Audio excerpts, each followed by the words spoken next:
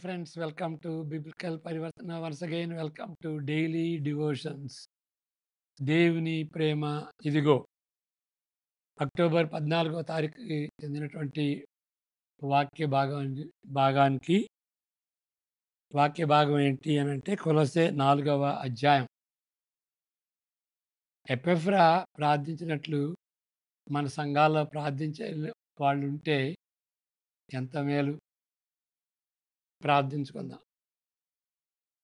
May the words of my mouth and the meditation of our hearts be acceptable in thy sight, our rock and redeemer. ఆమేన్. క్రొత్త నిబంధనలో అక్కడక్కడ సడన్‌గా వరుస క్రమంలో అనేక మంది క్రైస్తవులను గూర్చి క్లుప్తంగా వర్ణన కనిపిస్తుంది. అలాంటి దానిలో రోమా 16 చాలా పేర్లు 23, 25 పేర్ల దాకా చివరిలో ఈ 16 అధ్యాయంలో చూస్తున్నాం. అంటే ఆయనతో కలిసి పనిచేసేటువంటి వాళ్ళు. రోమా పట్టణం వెళ్ళకపోయినప్పటికీ ఆయన ఎక్కడెక్కడో వాళ్ళని కలుసుకున్నాడు. వాళ్ళందరూ ఇప్పుడు రోమాలో ఉన్నారని తెలిసి వాళ్ళందరికీ గ్రీటింగ్స్ పంపుతాడు. 25 దాకా. ఓకే. రోమా 16లో ఆ విధంగా చిత్రీకరించబడుటను చూడగలం. అలాంటిదే కొలస్సీ పత్రికలో కూడా మనం చూస్తాం. ఈ విధంగా పరిచయం చేయబడిన స్త్రీ పురుషులు సంపూర్ణమైన జీవితాలతో పాటు మైనవిగాను ఒకదానితో మరొకటి పెనవేసుకున్నటువంటి అనుభవం ఉన్నప్పటికీ వాటిని గూర్చి దాదాపు మనకేం తెలియదు. వాళ్ళని గురించి కానీ వాళ్ళు చేసినటువంటి పనుల గురించి కానీ దాదాపు మనకి తెలియదు. అంతగా తెలీదనమాట. కానీ క్రీస్తులో వారు మన సహోదర సహోదరీలు. వారు ఎన్నో శోధనలు అనుభవించి, సవాళ్ళను ఎదుర్కొని వివిధ రకములైన కార్యకలాపాలను నిర్వ నిర్వర్తించారు. సమాజంలో విభిన్న విభిన్నమైనటువంటి స్థానంలో వాళ్ళు ఆ పాత్ర పోషించి, వారిని గూర్చి సంక్లిప్తంగా మనకి ఇవ్వబడినటువంటి ఆచూకీని బట్టి ఎన్నో విధాలుగా మనం ఊహించుకోవచ్చు. అంటే ఇక్కడ సంక్లిప్తంగా తక్కువ మాటలు చెబితే కష్టం ఎక్కువవుతుంది. ఎక్కువగా చెప్పి వివరిస్తే మనం దాన్ని అవగాహన చేసుకోవటానికి ఎక్కువ వీలవుతుంది. కానీ కుదించి కొద్ది మాటల్లో చెబితే ఇక ఎన్నో ప్రశ్నలు మిగిలిపోతాయి. దానికి జవాబు దొరకదనమాట. అది మనం గ్రహించుకోవాలి. వాటిని గూర్చి సంక్లిప్తంగా మనకి ఇవ్వబడిన ఆచూకీని బట్టి ఎన్నో విధాలుగా ఊహించుకోవచ్చు. అంటే ఒక తీరులో గ్రహించుకోవటానికి, ఆలోచించటానికి వీలు పడదు. ఎందుకంటే మాటలు తక్కువ ఉంటాయి కాబట్టి అనేక విధాలుగా మనం వాటికి తాత్పర్యం ఇవ్వచ్చు. వారిని గూర్చి మన కుతూహలత పరలోకంలోనే సంపూర్తిగా తీర్చబడుతుంది. ఎందుకంటే వాళ్ళ గురించి కొంచెం కొంచెం చెబుతాడన్నమాట. వారు వాళ్ళ జీవితకాలం అంతా కూడాను దేవుని నిమిత్తమై పనిచేశారు. కానీ వారి గురించి కొంచెమే వివరించబడింది. మరి ఇంకా వారి గురించి తెలుసుకుంటే బాగుంటది అనిపిస్తది కదా! పౌలు పత్రికలో సమాచారంను బట్టి కొన్ని పాఠాలు మనం నేర్చుకొనవచ్చు. కొన్ని అంటే వాటిని నేర్చుకోవటానికి కొన్ని వివరాలు మనకి ఉపయోగపడతాయి. అంతకుముందు మనం ఈ వాక్య భాగం చదువుకుందాం. కొలస్సే 4:7-18.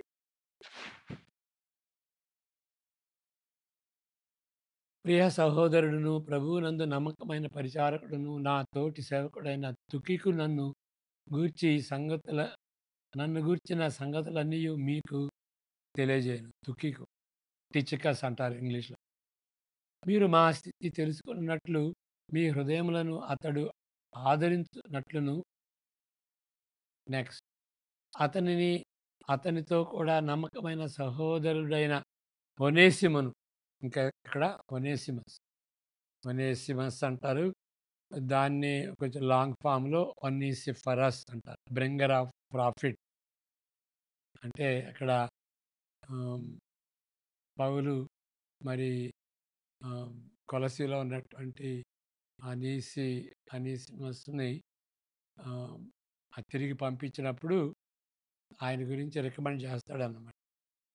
ఆయన ఆ అనీసిమస్ లేతే అనీసిఫరస్. అనీసిమస్ అంటే ప్రాఫిటబుల్. అనీసిఫరస్ అంటే బ్రింగర్ ఆఫ్ ప్రాఫిట్ అని అర్థం.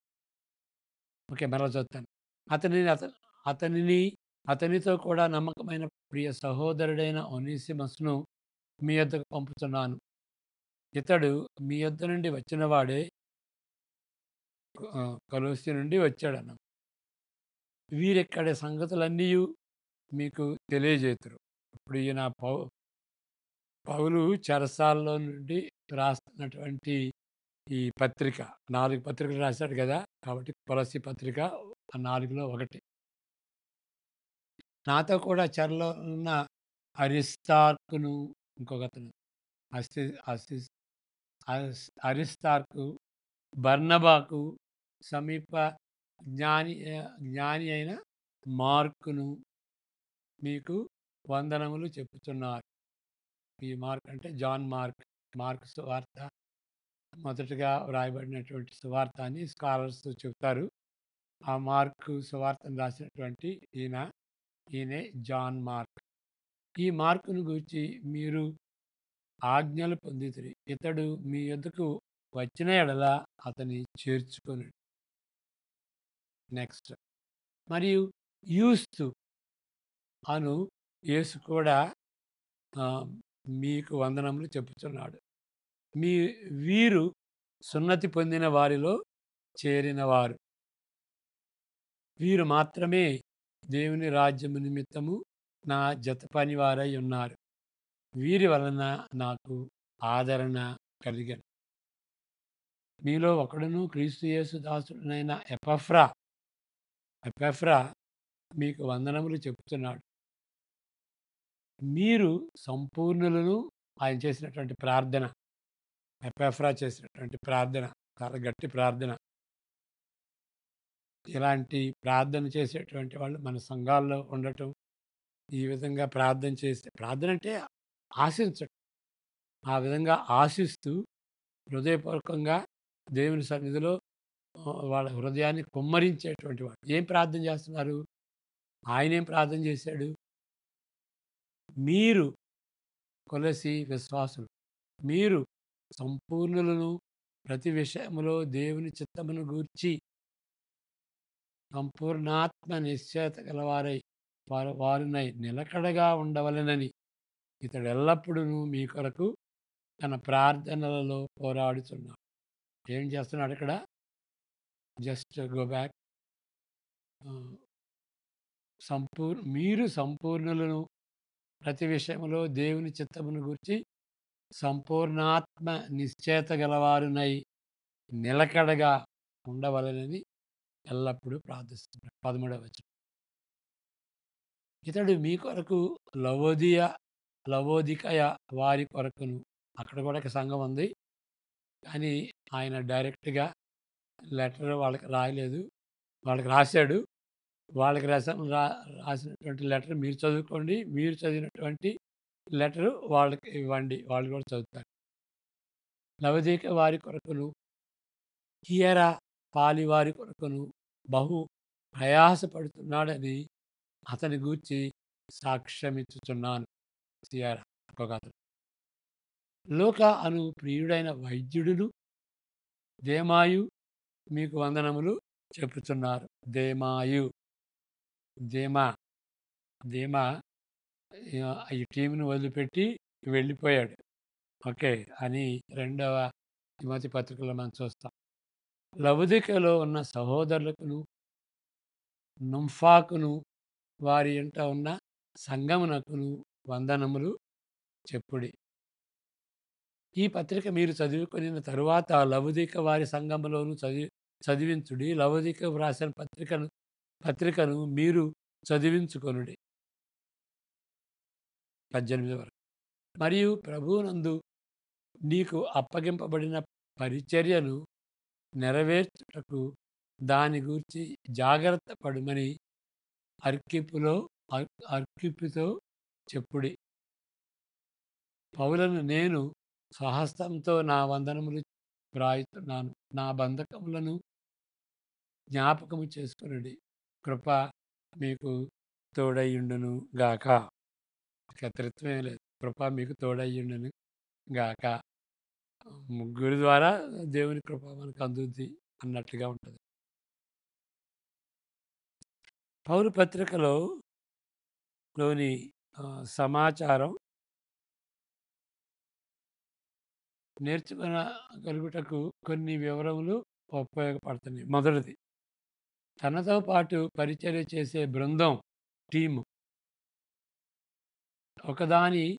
ఒకదానిని పౌలు ఏర్పరచుకున్నాడు. అంటే ఒంటరిగా చేయలేదు, ఒక టీమ్‌ని ఏర్పరచుకున్నాడు. అలాంటి వాళ్ళు చాలామంది ఉన్నారు. మరి ముఖ్యంగా భక్సింగ్ గారు లాంటి వాళ్ళు ఒక ఎక్కడికన్నా పరిచర్యకి వెళితే ఒక ట్రైను కంపార్ట్మెంట్ అంతా బుక్ అవుద్ది. ఒకసారి 2 ట్రైన్ కంపార్ట్మెంట్స్ బుక్ చేసుకొని అంతమంది వెళ్ళేవాళ్ళన్నమాట. కాలింపాంగ్ అనేటువంటి ప్లేస్‌లో, నేపాల్ దగ్గర ఉన్నటువంటి ప్లేస్‌లో అక్కడ పరిచర్య చేయడానికి హోలీ కాన్వకేషన్ దానికి అటెండ్ అయ్యేవాళ్ళన్నమాట. అంటే బృందంగా, టీమ్‌లాగా పనిచేయటం. ఆయన బాధ్యతగా తలంచిన సంఘములకు ఇది నా బాధ్యత అని ఏ సంఘాల గురించి ఆయన ఆలోచిస్తాడో ఆ చోటకు వెళ్ళుటకు వారి పాత్రలో ఒక భాగమై ఉంటుంది. ఇప్పుడు ఈ బృందం అంతా ఆయనతో కలిసి వెళ్తారు. ఆయన ఎక్కడికెళ్ళాలి, ఈ సంఘానికెళ్ళాలి, అది మన బాధ్యత అని చెప్పుకున్నప్పుడు వాళ్ళందరూ కూడాను ఆయనతో కలిసి వెళతారు. కాబట్టి ఈ బృందం యొక్క పాత్ర అది. అపోస్తలుల కార్యములతో పాటు యాక్ట్స్ ఆఫ్ ది అపోజిల్ పౌలు పత్రికలను బట్టి తరచుగా వారి ప్రయాణ వివరములను గుర్తించవచ్చు. నేను ఒక చార్ట్ ఇస్తాను. ఎప్పుడు ఏ పత్రికలు రాశాడు, ఎప్పుడు ఎక్కడికి ఆయన పౌలు ప్రయాణం చేశాడు అనేటువంటిది ఒక క్రానాలజికల్ పట్టి మీకు ఇస్తాను.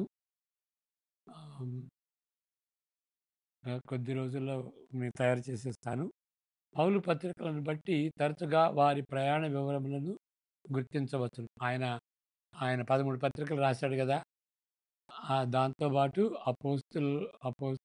అపోస్తలుల కార్యాలు అవన్నీ స్టడీ చేసేసి మరి స్కాలర్లీగా స్టడీ చేసి పొందుగుర్చారనమాట. ఏ డేట్‌లో ఎక్కడికెళ్ళాడు. అంటే కొన్ని ఖచ్చితంగా చెప్పలేము. కాబట్టి క్వెషన్ మార్క్ పెట్టి ఆ డేటు ఇవ్వచ్చు మరి. ఇక్కడ కొలసీ సంఘమునకు తుకికును సంఘ కాపరి బాధ్యతలతో పంపిస్తుంటున్నాడు. సంఘ కాపరి కాదు, సంఘ కాపరి బాధ్యతలతో ఆయన్ని తుకికును పంపిస్తున్నాడు. తుకికు గురించి మనం చెప్పుకున్నాం. ఇప్పుడు 4:10లో చెప్పబడిన మార్క్ 10వ వచనంలో చెప్పబడినటువంటి జాన్ మార్క్ దాదాపు ఖచ్చితంగా రెండవ సువార్తను రచించిన యోహాను సువార్త. ఓకే. బర్నబాకు సమీప బంధువు అని ఇక్కడ చెప్పబడింది. బర్నబాకు సమీప బంధువు. ఇప్పుడు పౌలు బర్నబాల మధ్య జరిగినటువంటి వివాదం ఉంది కదా! అపోస్తల కార్యాల్లో వాళ్ళు 2 టీములుగా అయ్యారు. ఎందుకంటే పౌలుకి, బర్నబాకి ఒక విషయంలో పడలేదు. ఎవరి విషయంలో అంటే జాన్ మార్క్ విషయంలో. జాన్ మార్కు బర్నబాకి దగ్గర బంధువు కాబట్టి మరి ఆయన్ని కూడా తీసుకెళ్ళాలని తలంచాడు. పౌలు ఏమంటాడంటే మరి ఆయన మొదటి ప్రయాణంలో ఆయన కూడా ఉన్నాడు గదా! మధ్యలో తిరిగొచ్చాడు. మళ్ళీ ఇంకా ఆయనెందుకు అట్లాంటి వాడు అని పౌలన్నాడు. దాన్ని బట్టి వాళ్ళు 2 టీములుగా చీలిపోయారు. కాబట్టి డివిజన్ అంతా గూడాను తప్పు కాదు. ఏ విషయమై మనం డివైడ్ అవుతున్నాం. అది ముఖ్యమనమాట. పౌలు తర్వాత మరి జాన్ మార్కు ఆయన్ని బట్టి అప్పుడు ఆ విషయంలో బాధపడినప్పటికీ పౌలు మరి ఇప్పుడు ఆయన ఆ టీమ్‌లో తిరిగి చేరాడు. అప్పుడు అట్లా ఉన్నా గాని తిరిగి వాళ్ళు సమర్థించుకున్నారు. సంధి పడ్డారు. అంతేకాదు మరి బర్నబా గూడాను సంధి పడ్డాడు. కాబట్టి అది దైవికంగా ఉండేటువంటి వ్యక్తులు వాళ్ళు, వాళ్ళు వ్యక్తిగతంగా బాధపడరనమాట. అది వ్యక్తి కూడా అవసరం. మరి సేవ కూడా అవసరం. కాబట్టి 2 కోణాల్లో ఆలోచించి వాళ్ళు డివైడ్ అయ్యారు. వ్యక్తిగతంగా ఏది లేదని వాళ్ళు తర్వాత సఖ్యపడ్డారు. పౌలు, బర్నబాల మధ్య జరిగిన వివాదమునకు ఇది కారణమై ఉండవచ్చును. వారు మొదటిసారిగా కారణం అని చెప్పట్లేదు. కారణమై ఉండవచ్చును. పర్హాప్స్ అది. ఆయన పర్హాప్స్ అని ఆ విధంగా చెప్తే తప్పనిసరిగా దీన్ని బట్టి జరిగింది అని బలగుద్ది చెప్పనవసరం లేదు. ఎందుకంటే ఎందుకు వాళ్ళు డివైడ్ అయ్యారనేది ఆ కారణం క్లియర్‌గా లేదు. ఇది అయ్యుండొచ్చు. వారు మొదటిసారిగా సువార్త సేవకు ప్రయాణమైనప్పుడు మార్కు వదిలి వెళ్ళినందున పౌలు, బర్నబాల మధ్య ఏర్పడిన వివాదము అతనికి మరొక తరుణం ఇచ్చుటను బట్టి ఈ వివాదం జరిగింది. అపోస్తల కార్యాలు 13, 5, 13 మరి చదువుకుందాం. అపోస్తల కార్యాలు 13, 5, 13 వచనాలు.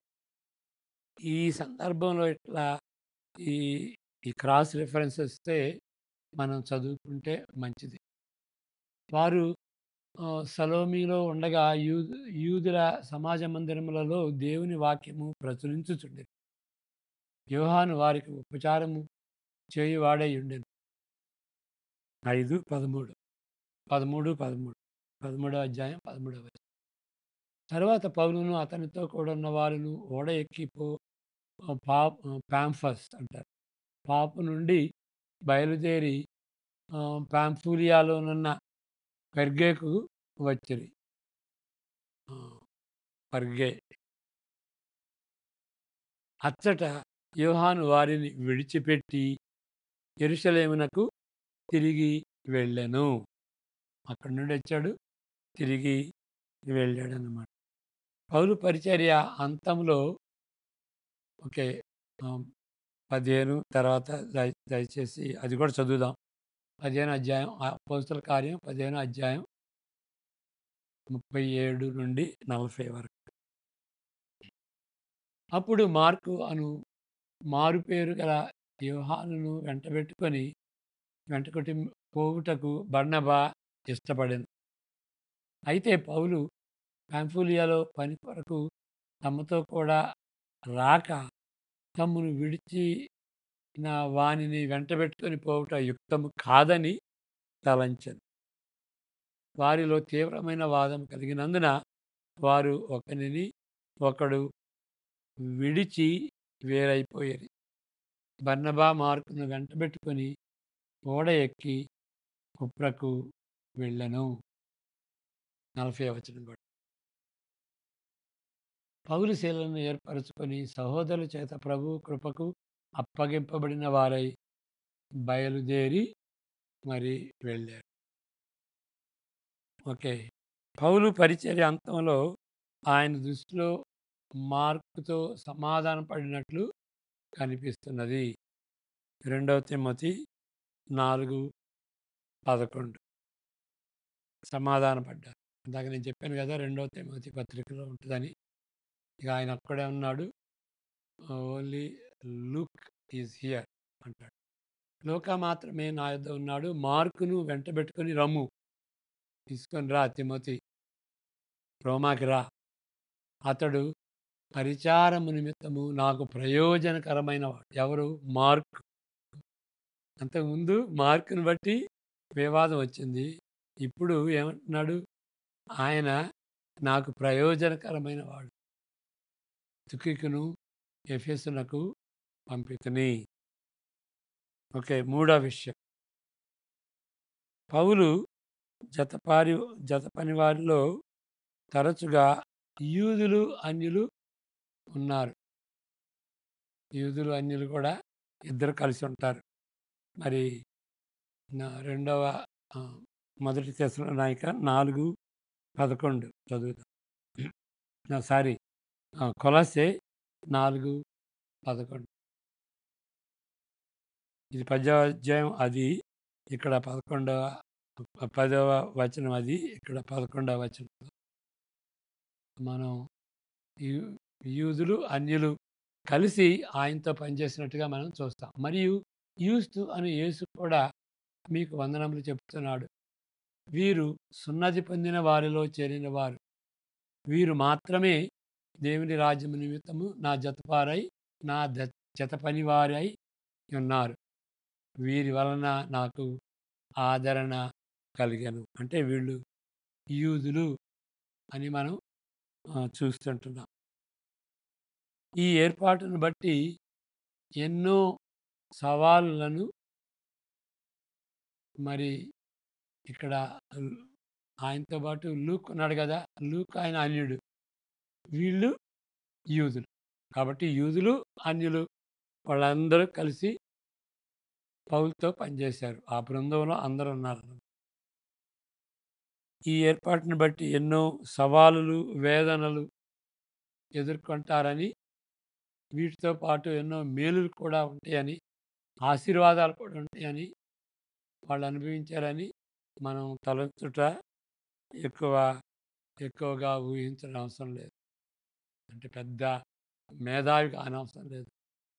అందరూ కలిసి ఉంటే అలాంటి, అంటే యూదులు, అన్యులు అలాంటి అలాంటి ఆ కేటగిరీలో ఉన్నటువంటి వాళ్ళు కలిసి పనిచేస్తే చాలా ఇబ్బందులు ఉంటాయి.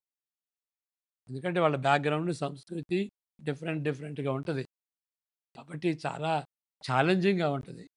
చాలా కష్టాలతో కూడుకున్నటువంటిది. వేదనతో, తలనొప్పిగా కూడా ఉంటుంది. అంతేకాదు, ఎన్నో మేలులు కూడా ఉంటాయి. ఎన్నో ఆశీర్వాదాలు కూడా ఉంటాయని అని ఊహించటానికి పెద్ద ఊహేమీ అవసరం లేదు. నాలుగవది ఎపెఫ్రా. ఎపెఫ్రా 12వ వచనంలో ఉంటుంది. ఎపెఫ్రా ఒక గొప్ప ఆకర్షణీయమైన ఆదర్శకుడిగా ఉన్నాడు. కొలస్సే విశ్వాసం గూర్చి ఇతడు ఎల్లప్పుడూ మీ కొరకు తన ప్రార్థనలో పోరాడుతున్నాడు. పోరాటం, ప్రార్థనలో పోరాటం అంటే యుద్ధంలో పోరాడినటువంటి రీతిగా అంధకార శక్తులతో, ఆత్మశక్తులతో, పరిశుద్ధాత్మ శక్తితో మనం ఆ యొక్క అంధకార శక్తులతో పోరాటం అన్నమాట. దయ్యపు శక్తులు అనేవి ఉన్నాయి అని మనం గ్రహించాలి. చూసినయే కాదు, చూడనటువంటి ఒక శక్తులు కూడా ఉన్నాయి. దూతలున్నారు, మనం చూడం. దూతలున్నారు. మరి అంధకార శక్తులు, దెయ్యపు శక్తులు ఉన్నారు. మరి ఆ దెయ్యపు శక్తులతో పోరాటం అన్నమాట. ఆత్మలో పోరాటం. ఇతడు ఎల్లప్పుడూ మీ కొరకు తన ప్రార్థనలో పోరాడుతున్నాడు. అన్నిటికంటే ప్రాముఖ్యమైనది ఏంటంటే ఏంటి? ఏ విధంగా పోరాడుతున్నాడు? ఏ విధంగా మరి ప్రార్థన చేస్తున్నాడు? ఆయన ప్రార్థించినప్పుడు వారు సంపూర్ణులను, ప్రతి విషయంలో దేవుని చిత్తమును గూర్చి సంపూర్ణాత్మ నిశ్చయత కలిగిన వారై నిలకడగా ఉండాలి. మరలా చెప్తారు. చదువుతారు. వాళ్ళు సంపూర్ణులుగా ఉండాలి. ప్రతి విషయంలో దేవుని చిత్తమును గూర్చి తెలుసుకోవాలి. సంపూర్ణాత్మ నిశ్చయత కలవారినై నిలకడగా ఉండాలి. ఒకరోజు అట్లా, ఒకరోజు ఇట్లా కాదు. నిలకడగా ఉండటం అన్నమాట. దేవుని చిత్తమును గూర్చి సంపూర్ణ ఆత్మ యొక్క నిశ్చయత కలిగినటువంటి వాళ్ళు. సంపూర్ణ ఆత్మ అంటే పరిశుద్ధాత్మ గురించి మరి దాన్ని బట్టి దేవుని యొక్క చిత్తాన్ని తెలుసుకునేటువంటి వారు. ఐదవ విషయం, ఇప్పుడు మనం నాలుగవ విషయంలో దాని గురించి మనం ఇక్కడ హెడ్డింగ్ పెట్టుకున్నాం. ఎప్రఫా ప్రార్థించినట్లు మన సంఘాల్లో ఆమ్, ఆ విధంగా ప్రార్థించే వాళ్ళు ఉండటం ఎంతో మేలు. ఎందుకంటే మన సంఘాల్లో ఉన్నటువంటి ఆ, విశ్వాసులు వాళ్ళ విశ్వాసంలో స్థిరపడాలని, నిలకడగా ఉండాలని, దేవుడు పొందుకోవాల వాళ్ళకి ఇవ్వాలనుకున్న వాటన్నిటినీ పొందుకుని సంపూర్ణులు కావాలని, దేవుని చిత్తం తెలుసుకోవాలని ప్రార్థించేటువంటి వాళ్ళు.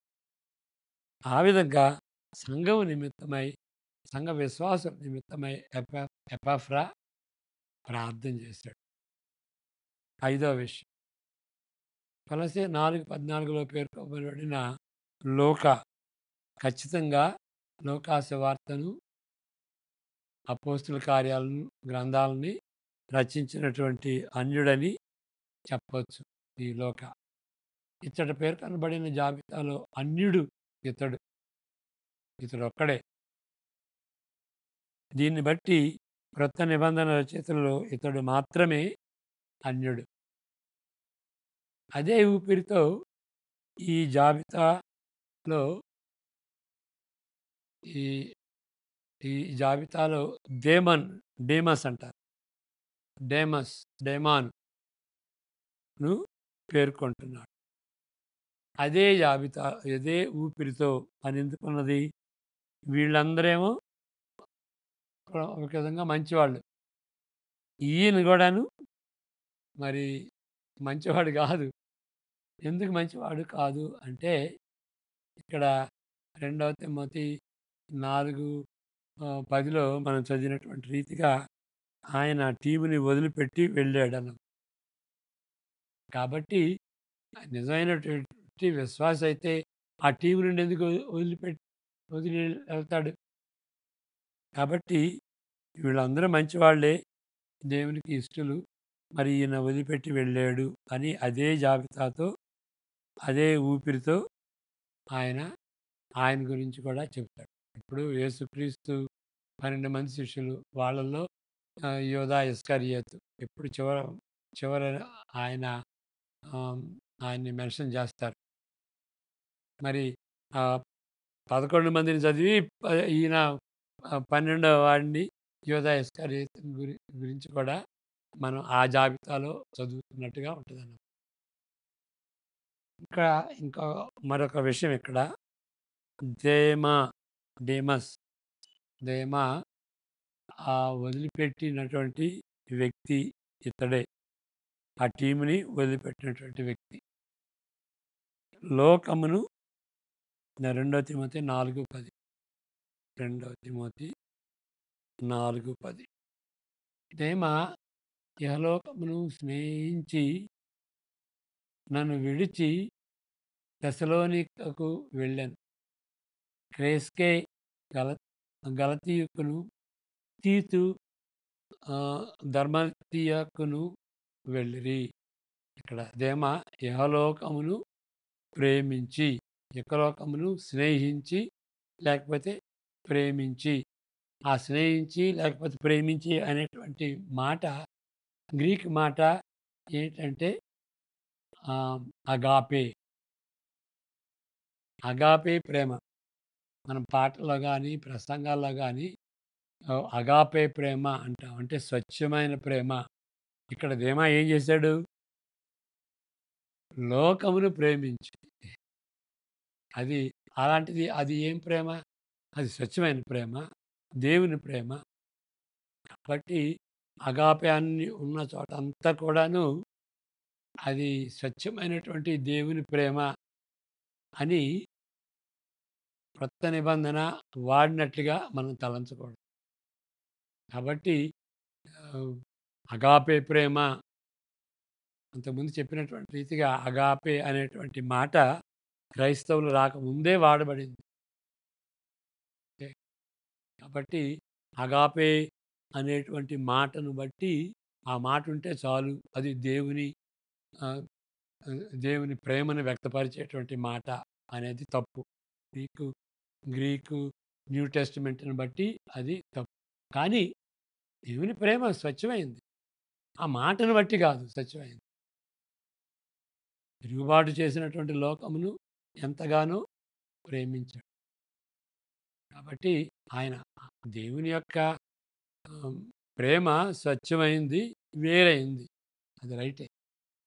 కానీ ఈ మాటను బట్టి అగాపె అని వాడాడు కాబట్టి అయిందంటాం అది తప్పు. ఎందుకంటే దానికి చాలా కారణాలున్నాయి. అది స్పెషల్ మాటేమి కాదు. అంతకు ముందే వ్రాయబడింది. యేసుక్రీస్తు మరి ఆయన చెప్పినప్పుడు ఆహ్, అగాప అనేటువంటి మాట కాదు. అరమేయిక్‌లో చెప్పాడు. అరమేయిక్‌లో ఆ 4 గ్రీక్ పదాలు లేవు అని ఇంతకుముందు మనం చెప్పుకున్నాం. కాబట్టి అగాపే అనేది స్పెషల్ మాట అని అంటాం. తెలివి తక్కువ ఆహ్, మా తెలివి తక్కువ అవగాహన. ఐదవ విషయం అయింది. మరి ఆరవ విషయం. మొదటి శతాబ్దంలో సంఘాలకు వారి సొంత భవనాలు లేవు. ఇప్పుడున్నటువంటి రీతిగా చర్చ్ బిల్డింగ్స్ అంటూ అప్పుడు ఫస్ట్ సెంచరీలో లేవు. మరి ఎక్కడ కలుసుకుంటారు? రిచ్ పీపుల్ ఇళ్లలో వాళ్ళకి పెద్ద ఇళ్ళుంటాయి కాబట్టి అక్కడ కలుసుకుంటారు. సంఘ సభ్యులున్న ధనికుల గృహాలలో విశ్వాసులు ఎప్పుడూ కూడుకునేవారు. రెగ్యులర్‌గా కూడుకునేటువంటి వారు. ఐశ్వర్యవంతమైన లవదీక పట్టణమునకు చెందిన ధనిక స్త్రీలలో నుంఫా అనేటువంటి స్త్రీ, లవదీకియా, లయోడీషియా. లయోడీషియా అనేది ఉంటుంది కదా ప్రకటన గ్రంథంలో. చివరి ఆ 7 సంఘాల్లో చివరి సంఘం లయోడీషియా. ఇది లవదీకియా. అది చాలా ఐశ్వర్యవంతమైనటువంటి ఆహ్, పట్టణం. ఓకే. ఆహ్, ఈ ఐ సాల్వ్ లేతే ఉన్ని దుస్తులు అవన్నీ ఎగుమతి చేసేటువంటి వాళ్ళనమాట. చాలా దాన్ని బట్టి చాలా ధనికులయ్యారు. ఇప్పుడు ఆ ధనికుల్లో అక్కడ నివసించేటువంటి వాళ్ళలో ఈ నుంఫా అనేటువంటి వ్యక్తి ఆవిడ గూడా ధనికురాలే. ఆ ఇంట్లో వాళ్ళు కలుసుకునేటువంటి వాళ్ళు. సంఘం కలుసుకుంటదనమాట. మరి ఈ దినాల్లో మన ఇళ్ళు ఎంత ఓపెన్‌గా ఉంటుంది. బైబిల్ స్టడీస్ కానీ, మరి పెద్ద సంఘం అయితే అక్కడ ఉండటానికి వీల్లేదు. దానిలో ఎంతో హెడేక్ ఉంటదని మనం ఇల్లు ఓపెన్ చేయం. సంఘం పెద్దది కావచ్చు. కానీ ఆహ్, లైఫ్ సెల్ గ్రూప్స్ ఉంటాయి గదా! చిన్న చిన్న గ్రూపులకి దానికి మనం మన డోరు ఓపెన్ చేయాలి. మరి అపోస్తల కార్యం 16లో లుదియా మారు మనసు పొందింది గదా! ఐ ఐరోపి ఖండంలో మొదటిగా మారు మనసు పొందినటువంటి వ్యక్తి లిడియా. లుదియా అంట. మొదటి వ్యక్తి స్త్రీ లుడియా. ఆవిడ హృదయాన్ని దేవుడు ఆహ్, తెరచాడు. కాబట్టి తన యొక్క ఇంటి తలుపులు విశ్వాసులకి తెరచి, మా ఇంట్లో మీరు కలుసుకోండి అని వాళ్ళని బ్రతిమిలాడింది. Please come use my home అని చెప్పింది. ఆ విధంగా మనం ఆతిథ్యం ఇవ్వాలి. ఏమి లేనప్పుడు ఆతిథ్యం ఎక్కువిస్తారు. ధనికులైనప్పుడు, స్థిరపడినప్పుడు ఆహ్, అంతా సోఫా సెట్స్ అయన్నీ ఉంటాయండి. మాకు స్థలం లేదు అని అంటారు. కాబట్టి ఆతిథ్యం ఇచ్చే దానిలో ఆహ్, మనం ముందుండాలి. మరి హెబ్రీ పత్రిక 13లో కూడా ఉంటుంది కదా! ఆతిథ్యం గురించి. ఆ విధంగా ఆహ్, నుంఫాకు మరి ద్వారం తన ఇంటి యొక్క ద్వార తలుపులు తెరచి అక్కడ అక్కడ కూడుకునేటువంటి వాళ్ళన్నమాట. ఇప్పుడు ఇక్కడ మనం గ్రహించేది ఏంటంటే ఎపెఫ్రా ప్రార్థించినటువంటి రీతిగా మనం ప్రార్థించాలి. అంటే మన అక్రతలు ఎంతోమంది అక్రతలు శ్రమల్లో ఉంటారు. ముఖ్యంగా జబ్బుల్లో ఉంటారు. ఆర్థిక అక్రతలో ఉంటారు. వాటిని గురించి ప్రార్థన చేయొచ్చు. కానీ కనీసం ఆ విషయాల్లో ప్రార్థన చేసినటువంటి రీతిగా ఆత్మీయ విషయాల్లో గూడా మనం ప్రార్థన చేయాలి. జనులను ప్రతి విషయములో దేవుని చిత్తమును గూర్చి సంపూర్ణాత్మ నిశ్చయత గలవారునై నిలకడగా ఉండవలెనని వేడుకుంటున్నాడు. ఈయన ఎపెఫ్రా కొలొస్సీయుల గురించి. మరి మనం కూడా ఆత్మీయ విషయాల్లో విశ్వాసులు స్థిరంగా ఉండాలి. 2 విషయాల్లో స్థిరంగా ఉండాలి. ప్రేమలో, ప్రజల ఎడల ప్రేమలో, అంతకుముందు యేసుక్రీస్తు యేసుక్రీస్తుని హత్తుకుని ఆయన్ని విశ్వసించే విశ్వాసం, ప్రేమ. ఓకే. ఈ పౌలోన్ ట్రయాడ్ అని చెప్పుకున్నాం కదా! విశ్వాసము, ప్రేమ, నిరీక్షణ. ఆ మూడిట్లో ఈ 2 అన్నమాట. కాబట్టి ఆ విధంగా మనం నిలకడగా ఉండాలి అని అని ప్రార్థన చేయాలి. ఎందుకంటే at the end of the day మనం మన మన యొక్క రక్షణ మన మన హృదయాన్ని బట్టి ఉంటుంది. ఆ హృదయంలో పరిశుద్ధాత్మ తన కార్యం చేసుకోవాలి. కాబట్టి మనం ప్రార్థన చేసుకుంటే దానికి తగినట్టుగా మరి పరిశుద్ధాత్మ దేవుడు మన యొక్క ఆహ్, మన జీవితాల్లో స్థిరత్వం ఉంటుందన్నమాట. ప్రేమలోను, విశ్వాసంలోను. క్రీస్తు ఎడల విశ్వాసం, ప్రజల ఎడల ప్రేమ. వీటిల్లో నిలకడగా ఉండాలి. ప్రతి విషయంలో సంపూర్ణత చూయించాలి. అంటే పర్ఫెక్ట్‌గా ఉండం. సంపూర్ణత పరలోకంలో ఉంటుంది. కానీ సంపూర్ణులుగా ఉండాలని ఆశించాలి. సంపూర్ణతలో మనం ఎదగాలి ప్రతి విషయంలో అని ఆ విధంగా ఆయన ప్రార్థన చేస్తున్నాడు. మనం కూడా ఆ విధంగా ప్రార్థన చేయాలి. మరి ఎఫెసీ పత్రిక 1లో, ఎఫెసీ పత్రిక 3లో ఆ మోడల్ ప్రేయర్స్ ఉంటాయి అన్నమాట. ఆ విధంగా మనం ప్రార్థన చేయటం నేర్చుకుందాం. May the grace of the Lord Jesus Christ, the love of the Father, and the fellowship of the Holy Spirit be with each one of us now and all the days to come. Amen. God bless you.